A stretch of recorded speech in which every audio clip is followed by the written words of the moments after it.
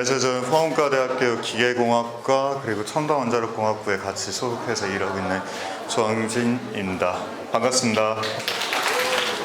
제가 아마 에너지 이런 얘기 하기 전에 제가 뭐 하는 사람인지 조금 아셔야 이 사람이 어떤 에너지에 대해서 이야기하는지 이해하실 것 같아서 우리 학생들도 그리고 학부모님들도 조금 이해할 수 있게 제가 하는 분야를 조금 정리해서 먼저 소개를 드리겠습니다. 저는 영어로 표현하면 이렇게 돼 있는데요. 저는 되게 간단하게 얘기하면 연료체라는 걸 하는 사람입니다. 연료체라는 건 뭐냐면 말 그대로 열. 우리 에어컨 키면 시원한 바람 나오잖아요. 그 시원한 바람 흐르는 거 그대로 어디로 흘러가고 어떻게 만들어야 되는지, 즉 온도가 차이가 있는데 그 안에서 흐르는 것들을 풀어가는 사람입니다. 그래서 연료체를 푸는데 그 중에서도 제가 조금 많이 오랫동안 시간을 들였던 건 물을 끓이는 거였어요. 물 끓이는 게 뭐가 어렵냐? 제가 박사를 받는 동안 저희 부모님께서 저한테 가장 많이 물어보던 질문이 있었는데, 대학 박사과정 또 5년 동안 또 뭘 연구하니? 할 때 제가 맨날 하는 말씀드린 게 저는 물을 끓인다라고 말씀드렸어요. 지금 보시는 거 말 그대로 지금 여기가 밑에가 열이 올라오고 있고요. 지금 물입니다. 많이 보시죠?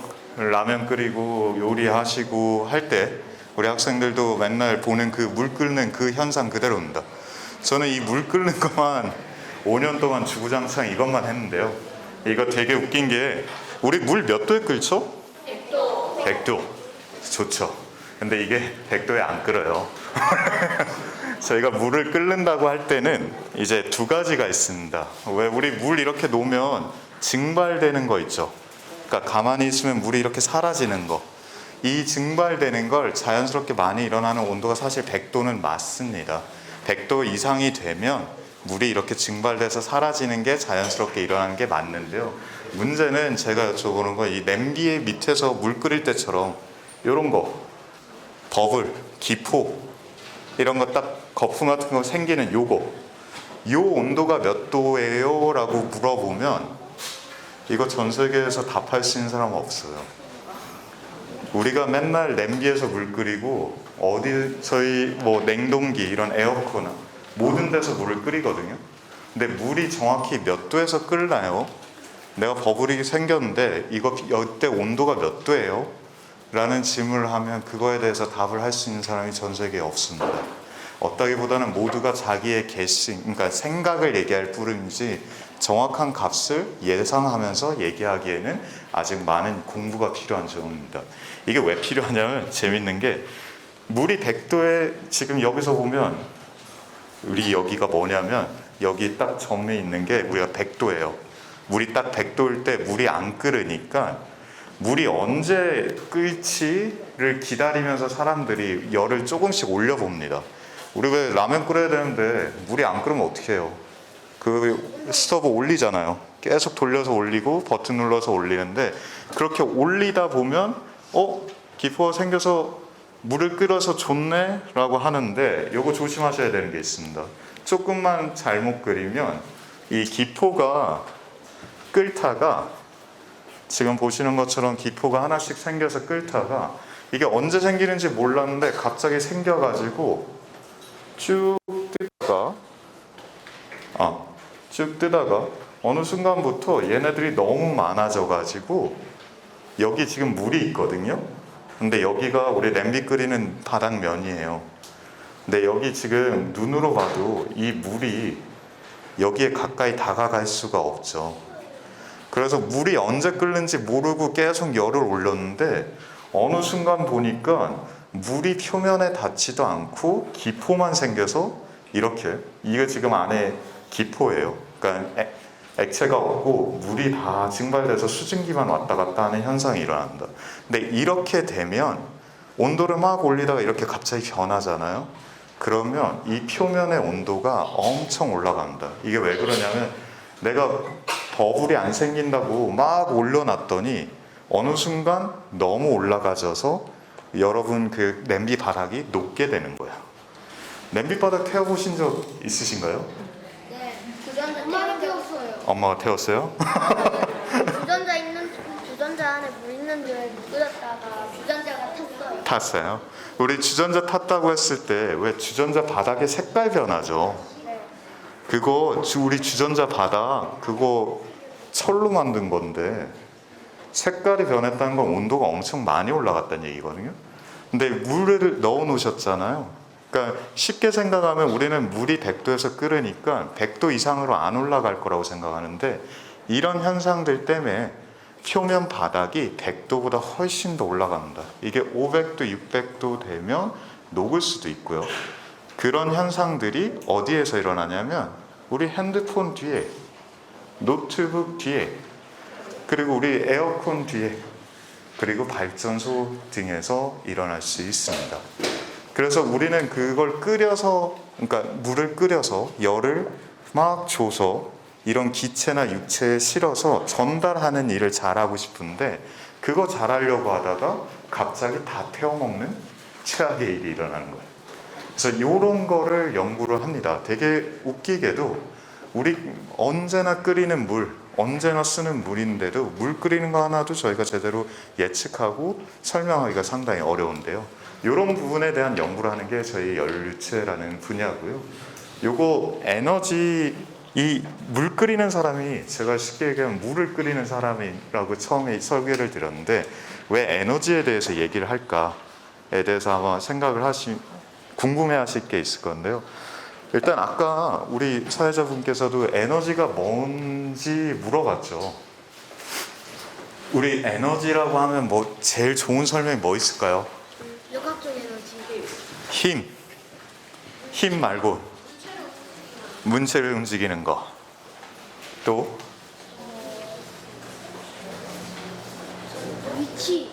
위치. 우리 에너지 하면 모든 게 움직이는 것과 연관되죠. 요거를 간단하게 표현하면 저희는 힘이라고 표현할 수 있어요. 아니면 조금 더 전문적으로 표현하면 일이라고 표현합니다.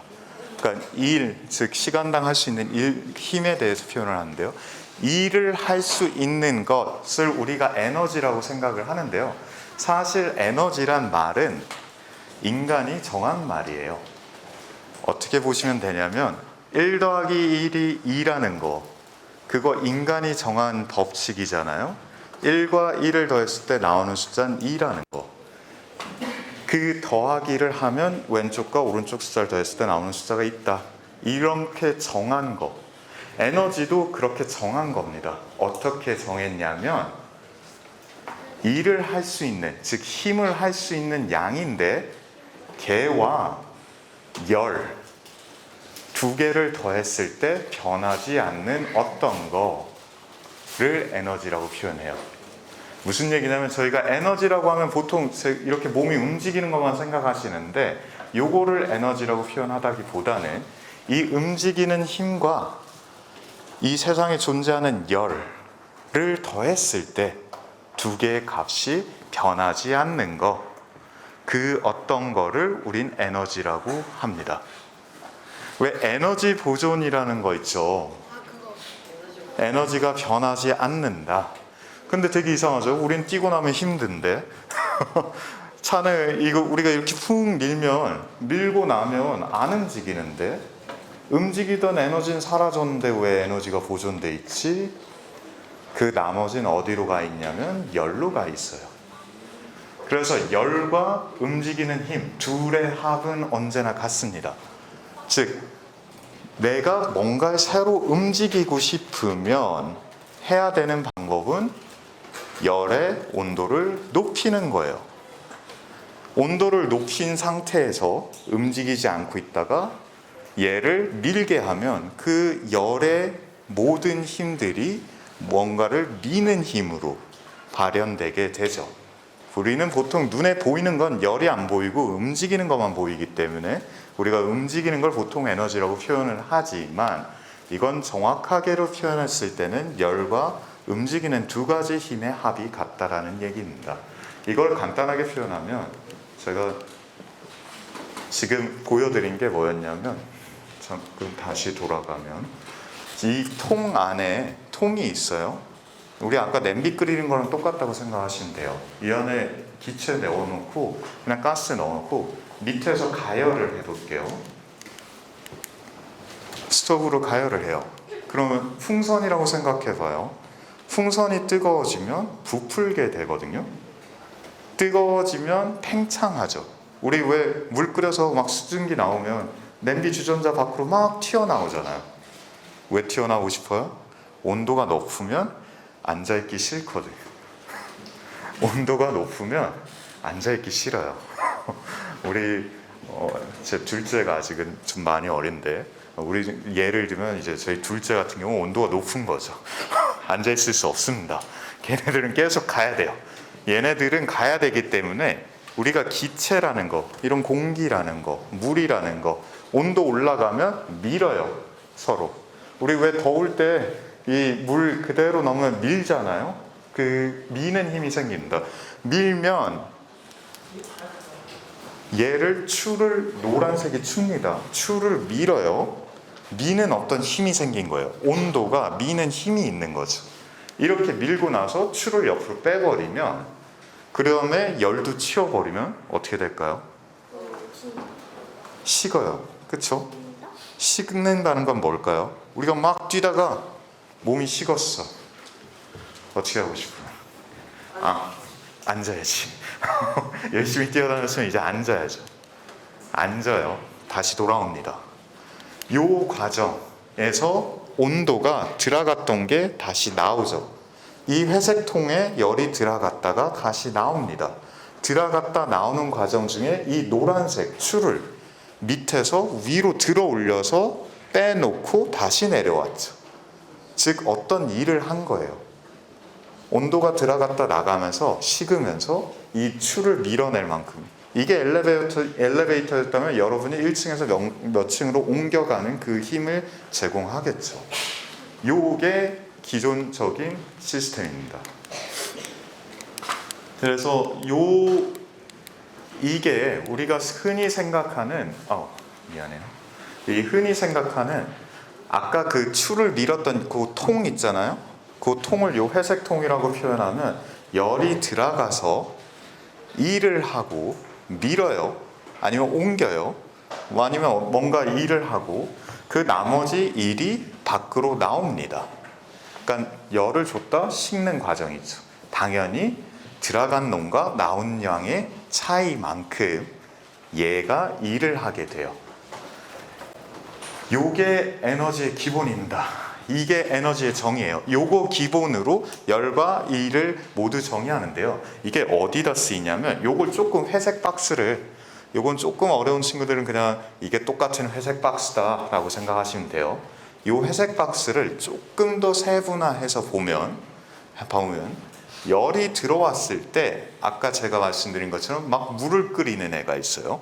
그래서 물을 끓여서 수증기를 만들었어. 그럼 수증기가 어떻게 하고 싶어요? 가고 싶잖아요. 엄청 빨리 가고 싶어요. 자기 그 자리에 있기 싫으니까 이 자리에서 벗어나고 싶어요. 그래서 얘가 막 가는 애들을 어떤 선풍기 같은 팬에 우리 선풍기 이 팬이 있는데 거기다가 쑤이면 우리 왜 물 끓이는 주전자 앞에 이렇게 바람개비 돌면 바람개비가 돌겠죠.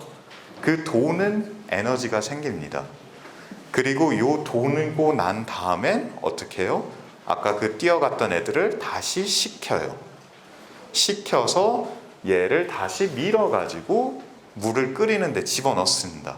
여기는 앞에 했던 거를 우리가 왜 물을 계속 호스 꽂아서 넣을 수는 없으니까 아까 그 바람개비 돌고 나온 애 걔 다시 돌아오라 그래. 걔 와서 여기 다시 돌으라 그래. 이렇게 갇힌 칸을 만든 거예요.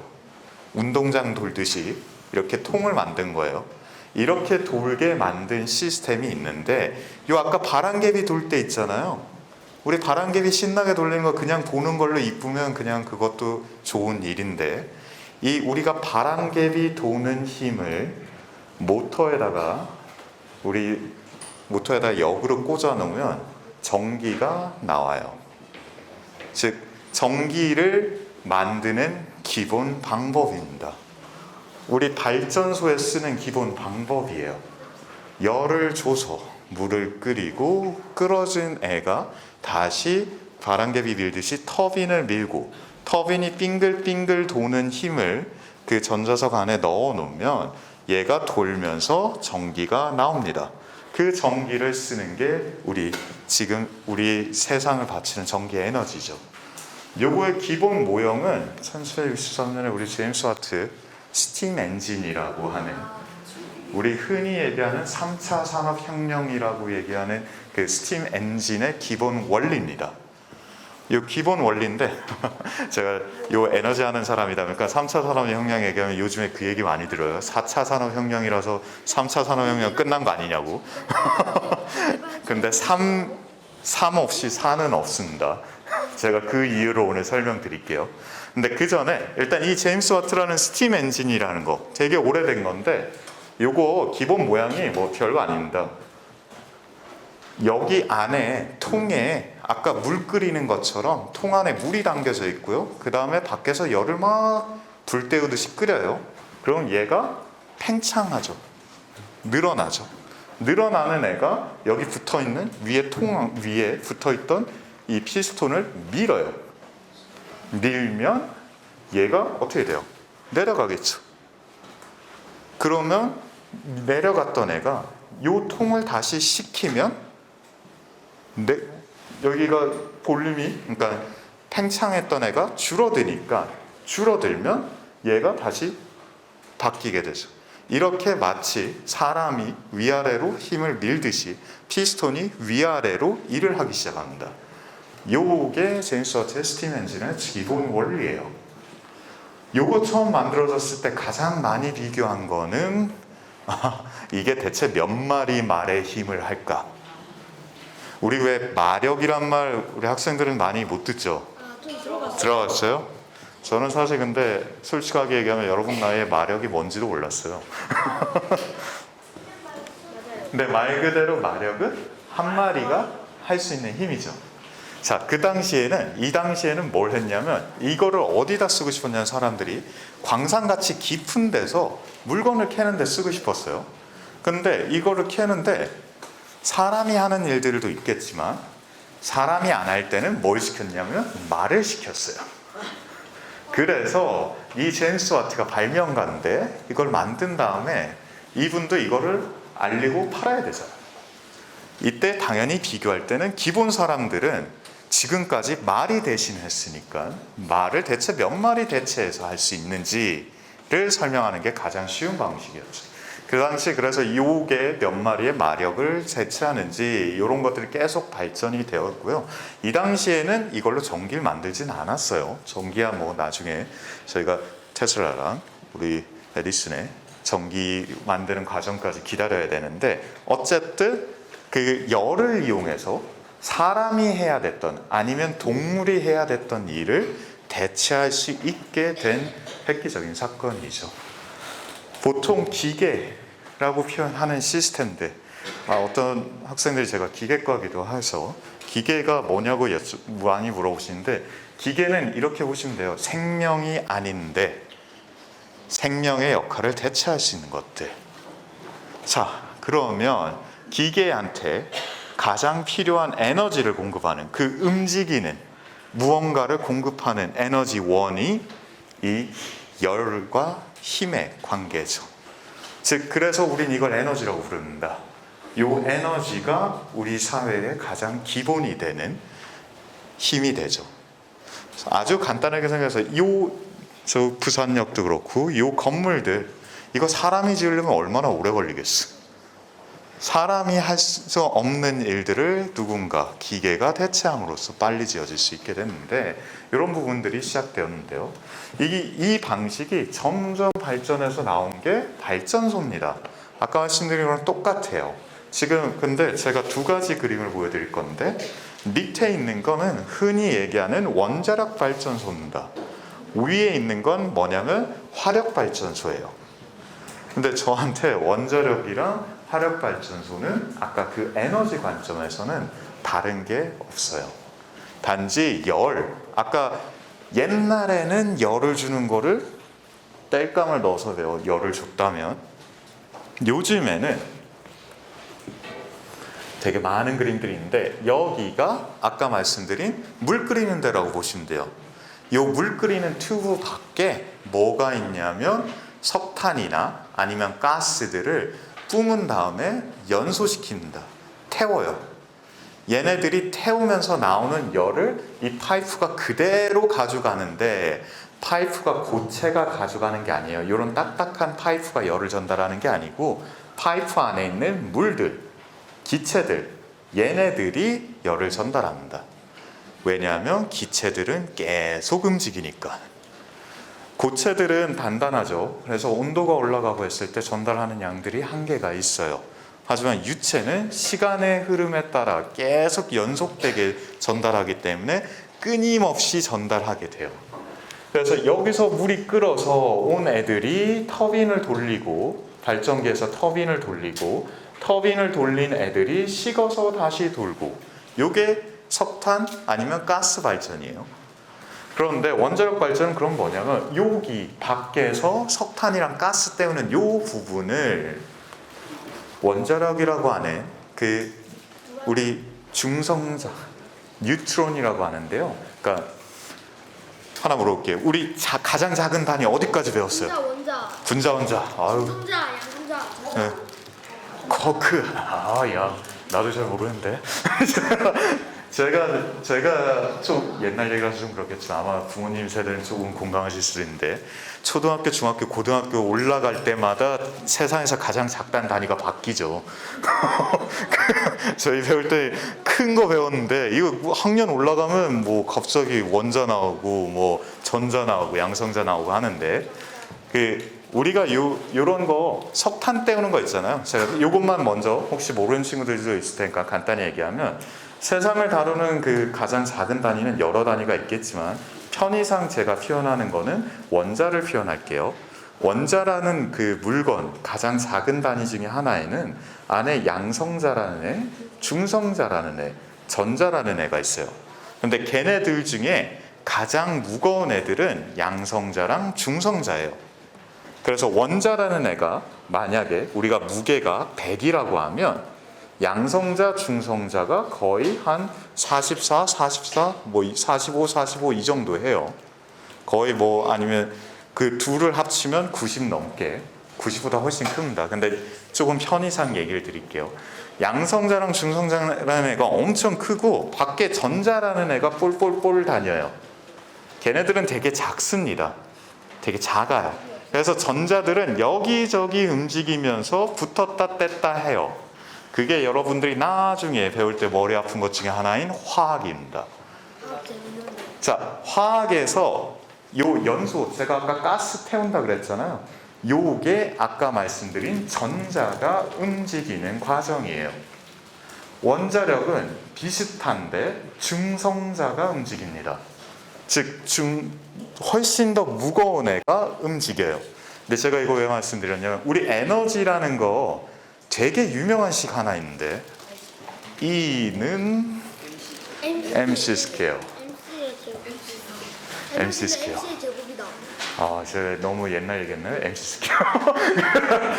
질량이랑 빛의 속도의 제곱에 비례하는데요. 자, 다른 건 다 됐고 중요한 건 여기서 중요한 건 에너지는 질량에 비례한다는 거예요. 에너지라는 거는 움직이는 놈이 무거우면 무거울수록 많은 에너지가 나온다는 얘기입니다. 아까 연소 이거 태우는 거 전자가 움직인댔죠. 아주 가벼운 애들이 움직입니다. 원자력은 무거운 애가 움직여요. 그래서 에너지의 밀도가 원자력이 항상 높습니다. 거기서 나오는 그 에너지는 열이거나 힘이 되는데 보통 원자 단위에서 나올 때는 열이 됩니다. 그 열을 물에 전달해서 그 물이 다시 밖의 물을 끓이는 형태가 된 게 원자력 발전소입니다. 여기서 나오는 그 열을 직접 써도 되는데요. 우리가 생각하는 원자력 발전소 안전 이슈 때문에 계속 꽁꽁 싸매는 거라고 보시면 돼요. 그래서 두 개의 이중 배슬로 꽁꽁 싸맨 데서 밖에서 열을 꺼내는 게 원자로입니다. 그런데 여기만 보면 이게 원자력에서 왔든 가스에서 왔든 같은 사이클이라고 보시면 돼요. 발전소라고 보시면 됩니다. 기본적으로 같은 발전소예요. 둘은. 이렇게 만드는 게 에너지고요. 이 에너지 말고도 이제 쓰이는 부분들이 아까 움직이는 힘이라고 했잖아요. 그 움직이는 힘을 최초로 쓴 게 일단은 요 86년도에 이게 첫 상용차인데 혹시 이 차 만든 사람 누군지 알까요? 히틀러. 네? 벤츠. 우리 메르세데스라고 하죠. 그 메르세데스가 만들었습니다. 그 첫 번째 우리 최초의 자동 상용차는 그 벤츠에서 저희는 벤츠라고 많이 하지만 사실 메르세데스에서 만든 자동차인데요. 요거는 사실 여기 엔진이 요렇게 돌아요. 이렇게 돌아요. 그래서 얘가 최초의 자동차인데 이 자동차도 똑같습니다. 아까 발전소에는 뭐 태운 다음에 걔를 이렇게 우리 바람개비 돌리는 데 썼다면 얘는 직접 바퀴를 돌리는 데 쓴 거예요. 그렇게 만든 게 자동차고 그렇게 만든 게 현재 뭐 그게 휘발유 차든 전기차를 얘기할 땐 조금 다른 게 아닌가라고 얘기를 하시는데 전기차는 물론 전기를 이미 아까 앞에 발전소에서 만든 전기를 저장한 애를 가지고 온 형태이긴 합니다. 하지만 우리 왜 배터리에서 왜 열이 날까요? 배터리에서 왜 열이 날까요?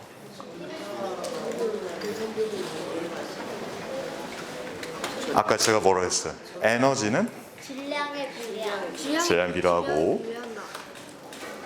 열과 움직이는 힘이라고.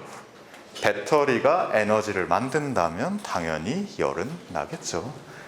모든 건 열과 움직이는 힘이에요. 배터리든 뭐든 어쨌든 그 부분들을 모두 관리해야 되는 부분은 똑같습니다. 그리고 요거를 뭐 자동차에 땅 위에서 쓰면 자동차, 요거는 우리 비행기 제트 엔진에서 쓰는 엔진 우리 비행기 윙 밑에 있죠. 날개 밑에 동그란 애 안에 보면 이렇게 안에서 연소를 시켜서 직접 태워서 날아갑니다. 그 동그란 거 안에 직접 태우는 애들이 다 들어가 있어요. 그래서 공기 빨아들여서 태워서 뒤에 블레이드 돌려서 날아가는 겁니다. 요게 제트 엔진. 그 다음에 당연히 요즘에 우주에 많이 나오는데 우주 발사체도 비슷한 방식으로 연소를 통해서 발사하는 형식이 됩니다. 그리고 요거는 조금 다른 방식인데요. 요거는 그래도 여기에 넣어놓는 게 좀 나을 것 같아서 우리 요 이 에어컨, 우리 에어컨도 사실 온도를 높이고 낮추는 거잖아요. 앞에 위에 거는 사실 뜨거운 그 온도를 쓰는 거였는데 밑에는 그걸 역으로 이용하면 막 열을 빼서 가다 보면 온도를 낮출 수가 있죠. 그렇게 만든 게 냉장고랑 에어컨들이에요. 그래서 우리의 사는 거의 많은 것들은 정말 에너지를 조정하면서 우리가 사는데 최적의 환경을 만들기 위해서 살고 있어요. 뭐 저는 그래가지고 이런 것들을 만들기도 하고 발전소도 하고 그리고 냉각시키기도 하는데 여러 가지 일을 하고 있고요. 뭐 데이터 센터에서 나오는 열들을 관리하거나 반도체 공장에서 필요한 열을 관리하거나 아니면 뭐 무기나 발전소에서 필요한 열들을 관리하는 일들을 하고 있습니다. 뭐 요거는 뒤에 내용은 저희 연구 내용이라서 요거는 조금 넘어가도록 하겠습니다. 저희가 뭐 진짜 실험도 하고 나중에 크면 우리가 그 접근하다 보면은 손으로 직접 하는 실험도 있고 이 현상을 컴퓨터로 구현하는 시뮬레이션이라는 게 있어요. 근데 제가 하나만 말씀드린 게 여러분이 하는 그 컴퓨터 코딩이랑 제가 하는 시뮬레이션이 좀 다를 거예요. 왜냐하면 컴퓨터 코딩에서 우리가 비전을 할 때는 사실 법칙이 없어서 원하는 목적을 만드는데 최적화되게 하면 돼요. 근데 저는 이 세상에서 이 에어컨을 켰을 때 나오는 그 실제 현상을 그대로 모사하는 컴퓨터에 그대로 모사하는 일들을 하기 때문에 그 식들을 꼭 써야 되는 식들이 있습니다.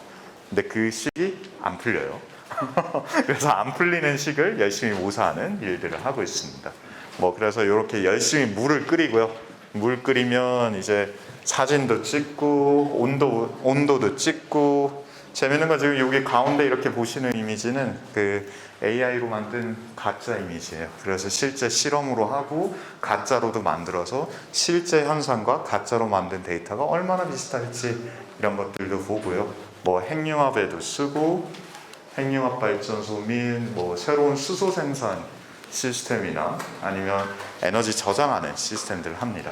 자, 요건 저희 연구실 학생들이고요. 자, 그럼 우리 길게 에너지 설명을 했는데 조금 요 백그라운드가 있으니까 뒤에 부분은 쉬울 것 같아요. 제가 5개 회사 이름 나옵니다. 요거 제가 뭐라고 구글에 쳤는지를 찾는데 이미 PPT에 답이 있긴 있을 거예요. 프린트물에. 하지만 지금 보시는 5개 회사를 볼게요. 1등 삼성, 2등 TSMC, 3등 알파벳 구글, 4등 마이크로소프트, 5등 인텔. 뭐라고 물어봤을까요? 제가 구글에. 반도체 생산 공장 회사? 생산 공장? 반도체. 맞아요. 전기를 가장 많이 쓰는 회사는 어디예요? 라고 해서 제가 물어봤을 때 구글이 한 대답입니다. 이 대답이 어디에서 나온 거냐면 이게 지난 3년, 21년 기준으로 3년 동안 각 회사가 쓴 전기 용량입니다. 전기 용량에서 보면은 삼성이 요거 국내 거 아니에요.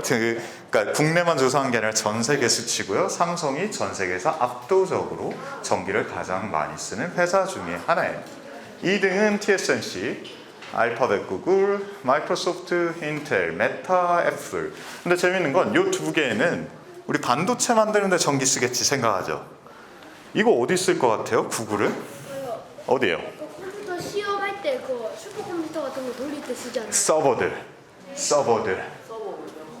우리 열심히 서버들이 전기를 쓰는 거죠. 그러니까 제가 맨날 말씀드린 게 핸드폰으로 어플 만드시잖아요. 어플 만들고 프로그램 하시잖아요. 그거 아무것도 안 쓴 것 같지만 그 모든 건 전기를 쓰고 있죠. 단지 그 전기를 어느 나라의 전기를 쓰고 있느냐의 문제일 뿐인 거죠. 엄청난 전기를 쓴다. 근데 재밌는 거는 이게 회사 중에 가장 많은 전기를 쓰는 데인데 회사가 아닌 곳 중엔 전기를 더 많이 쓰는 데가 있어요. 전 세계에서. 발전기? 발전소는 전기를 만드는 회사인데 쓰는 걸로 최고. 컴퓨터. 우리 혹시 천조국이란 얘기 들어보셨어요? 천조국? 우리 미국을 부를 때 천조국이라는 표현이 있는데 그 천조가 어디서 나왔냐면 국방비를 쓰는데 천조를 쓴다라는 우스갯소리로 표현을 하죠. 그런데 미국 국방부가 쓰는 전기가 삼성에 비해서도 이게 3년 동안 전기를 쓴 건데요. 삼성이 미 국방부가 1년에 쓰는 전기가 거의 비슷합니다. 즉 우리는 전기를 어마무시하게 쓰는데 그게 단지 에너지의 생산이나 일반적인 부분도 있지만 상당히 다양한 부분에서 전기를 엄청나게 쓰고 있어요. 미국에서 2번째로 전기를 많이 쓰는 기관은 참고로 우체국입니다. 자, 그러면 이게 왜 그러지? 뭐 이런 생각을 하실 때 아까 제가 요 앞에 처음 5개 질문했을 때 어떤 친구가 전기를 많이 쓰는 회사라고 했고 어떤 친구는 에너지를 많이 쓰는 회사라고 했어요. 전기랑 에너지가 같은 말일까요? 아니죠. 에너지 안에 전기가 있습니다. 그럼 에너지 안에 또 다른 게 또 밖에 세상에 뭐가 있냐? 하나 얘가 삼성만큼 에너지를 쓰는 국내 회사가 있습니다. 보시는 것처럼 포스코예요. 철을 만드는 회사입니다. 이 철 만드는 회사는 전기는 삼성만큼 쓰지 않아요. 우리나라에서 전기 쓰는 순위예요. 회사들 순위입니다. 삼성, SK 하이닉스, 현대, 제철, 디스플레이 그 케미컬 회사들, 포스코. 포스코는 전기를 요거밖에 안 쓰는데 나머지 전기를 어디다 쓰냐? 직접 열을 만드는데, 철을 녹이는 데 씁니다. 즉 우리는 에너지라고 할 때 나온 거를 움직이는, 직접 녹이는 데 쓰는 열의 에너지를 쓰는 게 있고, 그리고 아까 제가 차로 표현한 움직이는 수송에 쓰는 에너지가 있고, 그 다음 전기 형태로 만들어 쓰는 에너지 세 가지가 있어요. 이 세 가지가 커플돼 있고, 그러니까 같이 연관돼 있고 상당히 영향을 많이 받는데, 이 세 가지로 쓰는 에너지 환경이 최근에는 상당히 복잡합니다. 그러니까 기존에 30년 동안 변하지 않았던 부분들도 있는데 최근에 더더욱 어려워요. 왜 어렵냐? 이거를 안정적으로 전기 에너지를 확보하기 어렵고, 서로 전쟁 등으로 인해서 저희가 필요한 에너지를 가져오기가 어려워요. 그리고 아까 쓴 것처럼 가져오긴 어려운데 쓰는 건 쉽습니다. 우리 회사들이 모두 전기 아니면 에너지를 되게 많이 쓰는 회사들로 구성되어 있어요. 그러다 보니까 고지적 산업군이 성장했고, 마지막으로 오늘도 엄청 더운데요. 많이 더운 이 날씨 할 때 맨날 나오죠. 우리 환경 문제. 이 세 가지가 커플되면서 환경이 상당히 많이 변했는데요. 우리나라 보면은 전 세계에서 CO2만 배출하는 걸로 전 세계에서 10위 안에 들어가는 화력발전소가 국내 3개 있습니다. 전 세계 10개 중에 3개가 국내에 있어요.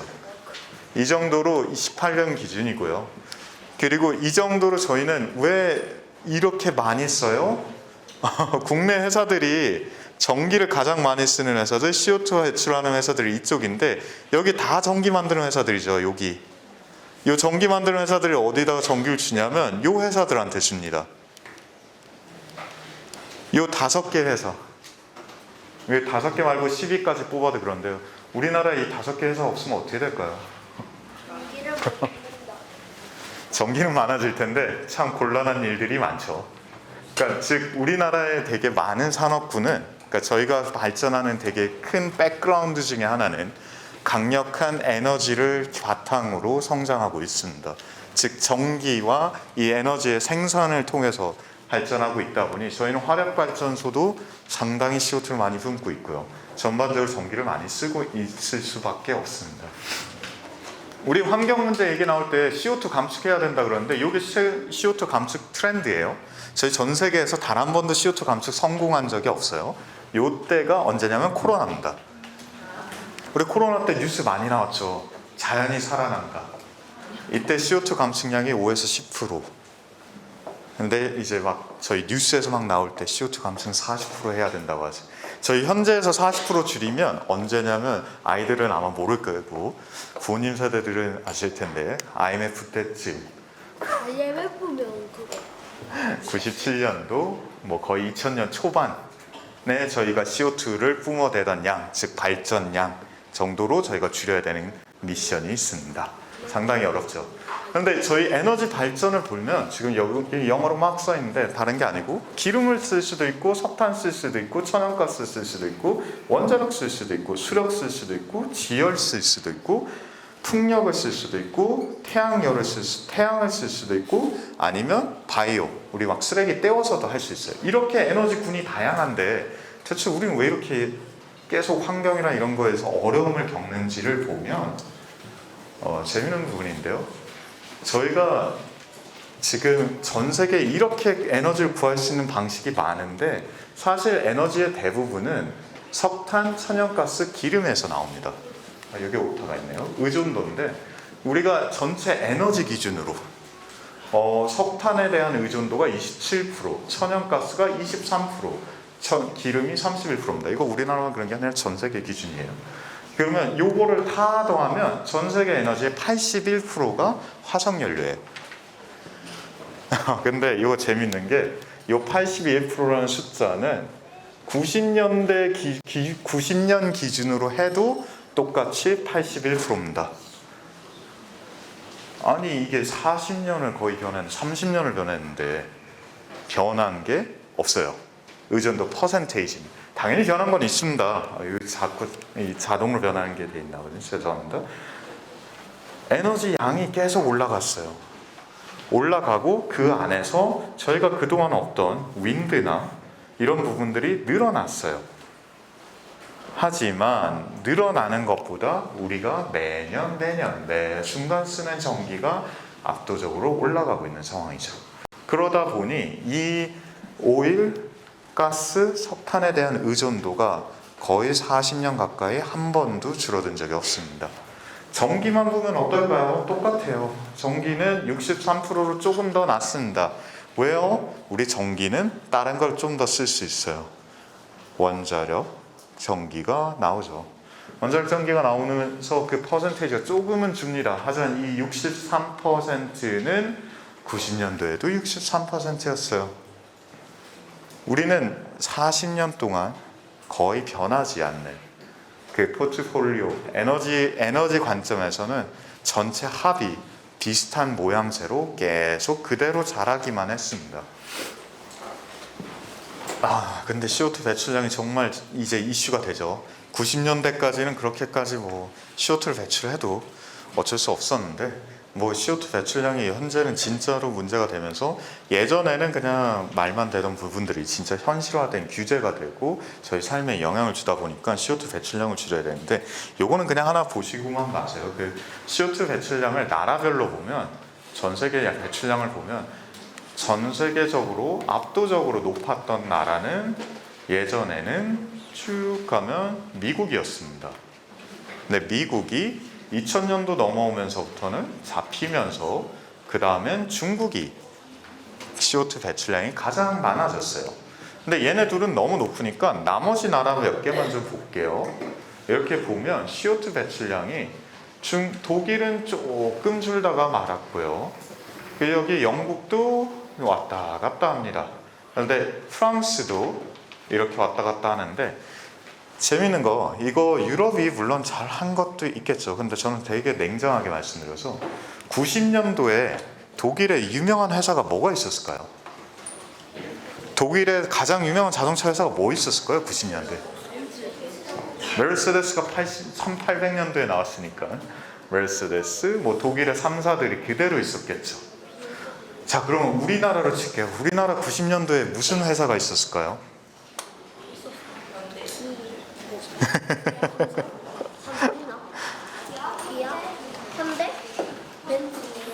우리는 그렇게 유명한 회사들이 있지 않았죠. 물론 현대가 그때 차를 만들긴 했지만 이렇게 말씀드릴게요. 그건 우리나라 사람이니까 아는 거지. 미국 사람 앉혀놓고 90년도에 독일 자동차 회사 골라보세요 하면 메르세데스 고르겠죠. 90년대 한국의 자동차 회사 골라보세요 하면 걔네들은 그때 한국의 자동차를 만들었는지도 정확히 알지 못하는 경우가 많습니다. 무슨 얘기냐면 유럽은 이미 산업 구조가 90년대나 지금이나 물론 계속 변화했지만 새로 폭발적으로 늘다기보다는 있는 것들을 계속 가다듬으면서 성장한 나라들이에요. 그런데 우리나라는 90년도부터 지금까지 계속 폭발적으로 성장하면서 자라왔죠. 그 양 그대로 CO2 배출량이 올라갑니다. 저희 나라가 성장하는데 기존은 가장 큰 힘이 됐던 것 중에 하나, 제가 믿는 건 에너지이기 때문에 에너지 생산량 올라가는 것만큼 CO2 올라갑니다. 배출량 올라가는 걸로 올라왔고요. 이 부분에 대해서는 나라별 특색이 있을 수밖에 없어요. 그리고 재밌는 건 인구수가 여기 조금씩 다 차이 나긴 하는데요. 이 독일 네, 여기에서 봤을 때 죄송합니다. 여기에 지금 올라가 있는 게 일본이 조금 인구수가 저희보다 많죠.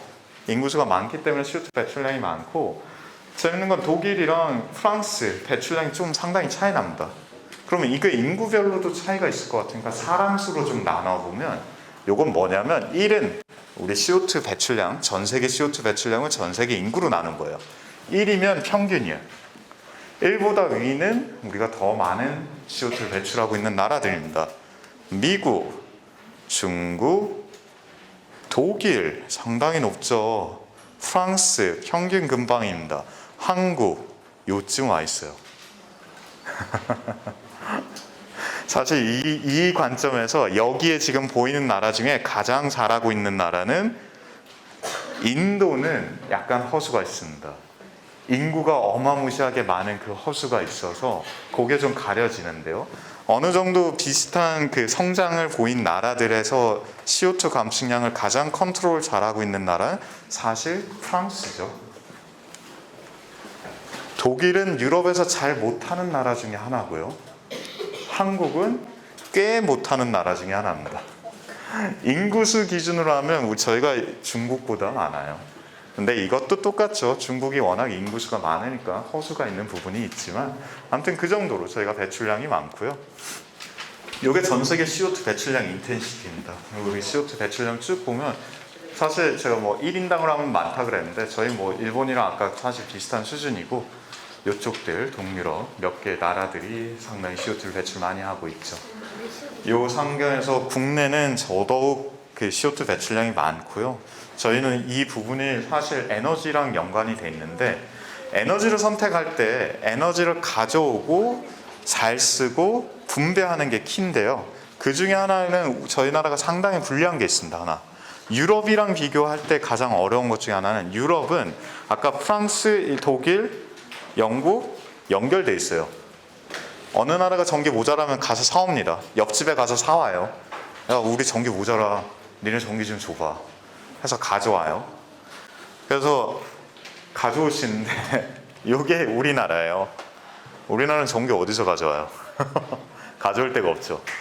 그래서 여기서부터 문제가 좀 어려워집니다. 가져올 때가 빌려올 데가 없으니까 우리가 알아서 해결해야 돼요. 근데 쓰는 건 많고 그거를 활용하는 부분이 어렵습니다. 그래서 전 세계적으로 이게 이슈인데 그 중에서도 가장 이슈가 되게 힘들게 와닿는 나라 중에 하나는 우리나라 한국일 수밖에 없죠. 다른 나라와 비교하기 상당히 어렵습니다. 그래서 전체적으로 되게 쉽게 보면 에너지라는 건 화석연료를 때우는 애들이 있고 이걸 활용하기도 하고 태양과 풍력을 활용하는 재생에너지가 있고 원자력을 쓰는 여러 발전원이 있는데 얘네를 쓰는 방식에는 전기를 만들기도 하고 배를 옮기거나 자동차를 옮기기도 하고 아니면 직접 열로 뭘 녹이기도 해요. 아니면 열로 뭘 하냐면 여러분 옷을 만듭니다. 이거 다 화학 섬유로 만들잖아요. 요것들 만드는 데 씁니다. 요게 전 세계적으로 요게 55%, 요거 20%, 요거 25%예요. 최근에 가장 많이 막 기사 나오는 것들 키워드 중에 하나가 또 수소가 있죠. 그리고 배터리가 있습니다. 이 수소와 배터리는 아까 말씀드린 문제와 다 연관이 돼 있어요. 뭐냐면 이렇게 만든 거 그동안 얘네 둘, 요 75%는 대부분 화석연료로만 했어요. 그런데 여기서만 재생에너지 아무리 높여봐야 75%를 좀 줄여야 우리가 CO2를 줄이던 뭘 환경을 하던 하는데 얘를 못 건드리니까 이제 에너지를 연구하는 사람들이 고민하기 시작한 거예요. 어떻게 해야 이 75%를 화석연료가 아닌 이 빨간 박스에 있는 요것들로 대체할 수 있을까? 고민을 하다가 사람들이 슬슬 생각을 하기 시작하죠. 얘네를 직접 여기에 쓰거나 아니면 얘네로 전기를 많이 만들어서 만든 전기로 배터리를 채워서 전기차를 움직이게 하거나 요 20%를 요걸로 바꾸기 위해서 아니면 우리 석탄 때우던 거를 수소라는 놈으로 바꿔서 때워서 석탄을 좀 덜 써보자. 전체적으로 에너지의 흐름이 이렇습니다. 그래서 뭐 에너지 얘기 키워드 나올 때 배터리, 수소, 발전 이런 거를 여러 가지를 보실 텐데요. 전체 흐름은 요것들 빨간 박스를 늘리는 게 목표입니다. 요 과정에서 뭘 쓸지가 배터리 쓸래, 수소를 쓸래, 아니면 직접 발전소를 이렇게 돌리는 수송이나 열을 때우는 데 쓸래 이런 목적으로 쓰는 게 진짜 전체 흐름이고요. 저는 요 과정에서 앞에 요 재생에너지나 이런 부분에 대해서는 더 잘 설명해 주시는 분이 계실 것 같아서 저는 조금 더 제 전공 분야랑 연관된 에너지 관련된 얘기를 조금 하려고 하는데요. 에너지는 원자력이라는 에너지를 봤을 때 사실 뭐 안전성 문제 관련해서 여러분 얘기들도 많은데요. 저는 전반적으로 오늘은 그 전체 흐름에 대해서만 말씀을 드릴게요. 그 원자력 발전이라는 거는 원래는 커다란 발전소를 지어서 전기를 많이 만드는 목적으로 만들어진 시스템입니다. 그러니까 뭐냐면 이렇게 밥을 하나하나 다른 메뉴로 주려고 한 게 아니고요. 집에서 만드는 가정식 밥을 만들기 위한 목표가 아니라 급식소처럼 대량의 에너지를 찍어내서 그거를 뿌리는 목적으로 만들어진 시스템입니다. 근데 그렇게 하려고 하다 보니까 아까 요 전에 있는 여기 전체 100% 중에 요 25% 중에 일부밖에 할 수가 없는 거예요. 그래서 사람들이 생각하기를 어떻게 해야 되지? 얘를 줄이려면 요걸 놀려야 되는데 이 중에서 에너지 인텐시티가 높은 원자력을 전기 쓰는 거 말고도 이렇게 쓰면 안 되나? 라는 생각을 하기 시작합니다. 이제 그것 중에 그러면서 이제 많이 나오는 원자로가 작은 원자로, 스몰 리액터라고 하는 SMR이라고 부르는 스몰 모듈러 리액터라고 부르는 작은 원자로에 대한 얘기가 나옵니다.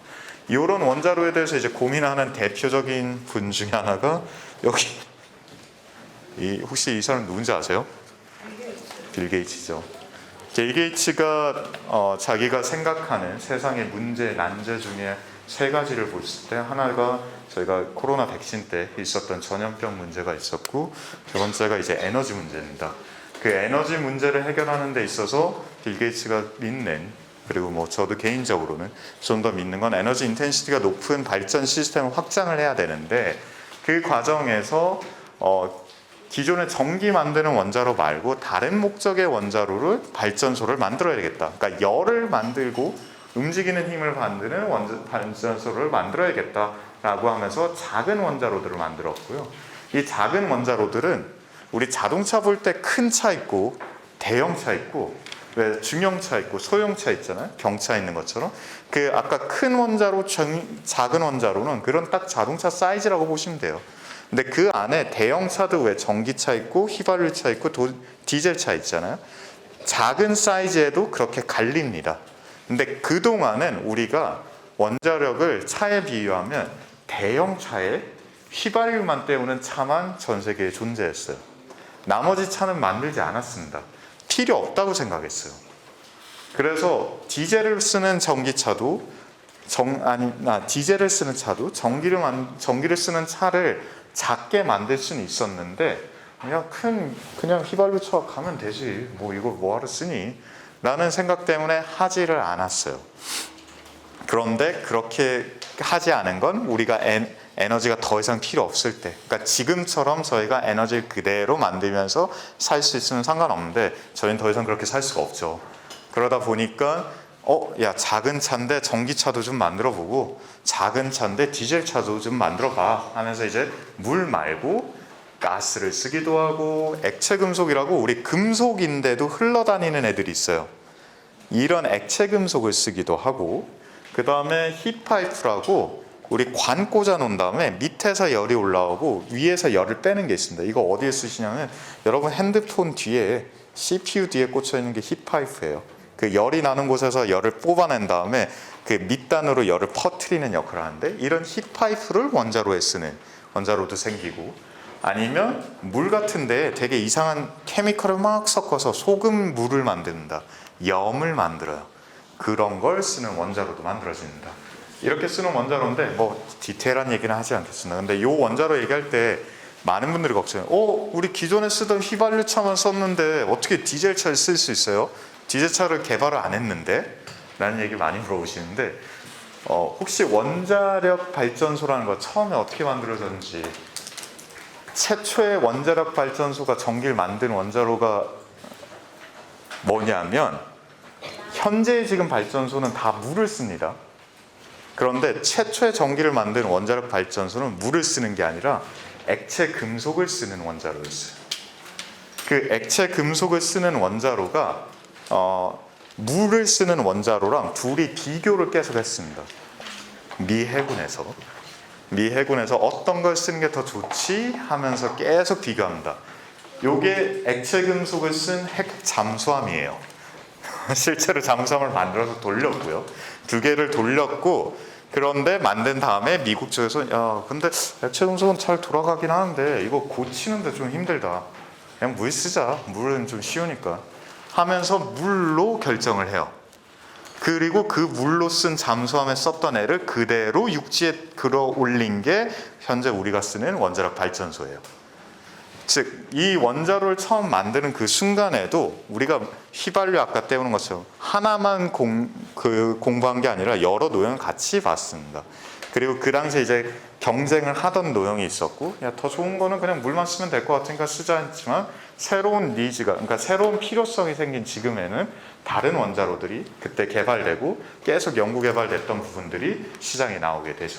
지금 요거는 이제 시보그라고 아까 소금물 섞어서 하는 옛날에 첫 실험하던 옛날 모습이고, 요거는 힙파이프 원자로인데, 힙파이프 원자로는 재밌는 게 나사에서 만들었어요. 그래서 우주형 원자로로 만들어진 겁니다. 그래서 얘네들도 다시 시작되게 되죠.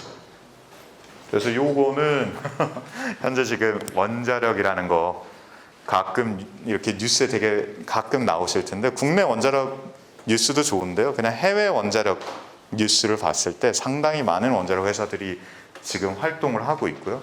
요 관점에서 지금 이렇게 많은 원자로들이 개발되고 있어요. 그래서 이 원자로들은 열도, 온도 조건도 지금 원자로는 300도밖에 안 되는데 온도 조건이 상당히 높게 올라갑니다.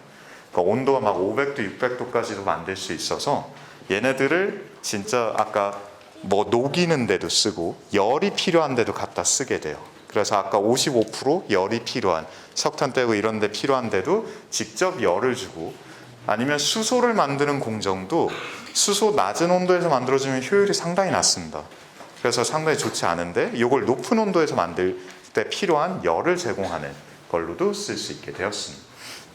그래서 다양한 노형들이 개발되고 있어요. 새로운 원자로들이 만들어지고 있고, 그런 이제 니즈가 우리가 막 아무 데서나, 그러니까 움직이면서 도시 벽간이나 아니면 섬 같은 데서 쓸 수 있는 원자로로 개발되는 것들이 있고, 재생에너지랑 같이 연계돼서 요게 개발되는 형태가 있고, 실제 수소 만드는데 쓰려고 쓰는 원자로들도 있고, 아니면 배 움직이는 거에 쓰려는 원자로들도 개발되고 있고, 우주에 쓰는 원자로들도 개발되고 있어요. 요거를 제가 처음 강의 시작할 때 열을 어디다 쓸까요? 라고 할 때 보여주신 어플리케이션 있잖아요.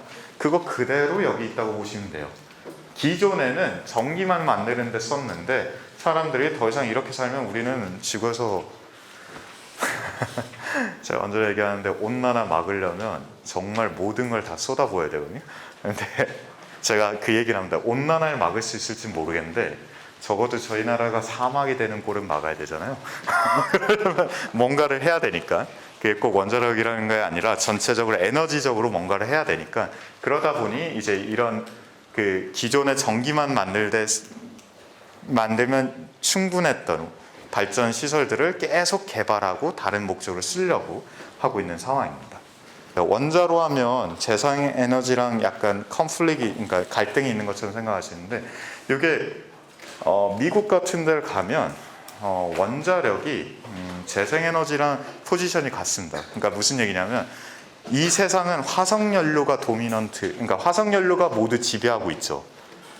이 화석연료를 뭔가 줄여서 저희가 세이브를 하려는 관점에서 재생에너지와 원자력은 같은 동맹군이에요. 그래서 그 동맹군을 어떻게 서로 자기들이 잘 해서 화석연료를 조금 더 줄이거나, 아니면 화석연료의 그 환경적인 효과를 줄이려고, 그러니까 안 좋은 영향을 줄이려고 하다 보니까, 이 원자로는 빌 게이츠가 펀딩하는 이 원자로는 원자로만 만드는 게 아니라 옆에 풍력이랑 태양광이랑 같이 움직일 수 있게 만드는 원자로입니다. 요건 힙파이프 원자로라고 되게 간단한 원자로예요. 저희 핸드폰 뒤에 꽂혀있는 힙파이프처럼 관을 뚝뚝뚝 꽂아서 만든 원자로인데, 요건 나사에서 만들었습니다. 처음에 나사에서 달기지에, 우리 달기지 로봇 만들면 뭐예요? 로봇이 배터리가 필요하지 않을까요? 그런데 배터리 다 되면 한국 와서 충전할 수는 없잖아요. 다시 지구 와서 충전할 수는 없잖아요. 그러면 거기서 전기를 주는 애들이 필요하죠. 달기지 등에 쓰고자 해서 만들어진 되게 간단한 원자로입니다. 되게 가볍게 만들었고요. 저희도 요 우주형 원자로 관련돼서 이 설계 연구들을 하고 있는데, 이런 연구도 진행되고 있고요. 이거는 용융형으로 염을 뜨는 염. 뭐 정말 다양한 원자로들이 개발되고 있습니다. 뭐 요 뒤에는 이제 제가 하는 부분인데, 실제로 저는 이제 아까 나사에서 하는 그런 힙파이프 원자로들을 실제로 만들고, 이런 컨테이너, 저희 컨테이너 왜 하나에 들어갈 수 있는 원자로, 그 원자로에서 거의 10,000가구 정도는 쓸 수 있는 전기를 만들 수 있는 원자로들을 만들고 있고요. 뭐 만들다기보다 설계하고 어떻게 해야 안전하게 만들어질지 평가하고 있습니다. 요거 제가 챗GPT한테 제가 아는 걸 쭉 넣어놓고 미래 원자력 한번 그려줘 해서 나온 그림이에요. 근데 나온 그림인데 인공지능이 그린 그림인데 일단 당연히 인공지능도 정보가 필요하니까 정보를 최대한 집어넣어서 그린 그림인데 이것들은 되게 재밌는 건 이런 거는 기존에 저희가 원자로기도 하고 근데 일부 시설들은 재생에너지와 같이 연계돼서 환경을 바꾸기 위해서 만들어진 원자로기도 하고요. 요거는 핵융합입니다. 핵융합과 그 피전. 그러니까 핵융합과 원자력 발전소는 이게 차이가 뭐냐면 핵융합은 아까 제가 무거운 중성자가 움직이는 거라 했잖아요. 핵융합은 중성자를 붙이는 겁니다. 중성자를 붙이는 거고 기존에 쓰는 발전소는 그 붙인 걸 뜯는 거예요. 그래서 분열이 지금 발전소고요. 근데 이런 발전소들이 같이 합쳐져서 뭔가 발전 시설을 만들어야 된다고 하는데 지금 에너지 엔지니어들은 요 인공지능이 예상하는 이런 것보다 더 넘어서 정말로 저희 세상에 필요한 에너지원을 만들기 위해서 다양한 상상력이랑 연구를 진행을 하고 있습니다. 아직은 많이 부족한 부분들도 있지만 저희가 조금 열심히 하고 그래서 정말로 에너지 관점에서 조금 안정적이고 그러면서도 환경을 보호할 수 있는 데 기여하고자 연구를 하고 있습니다.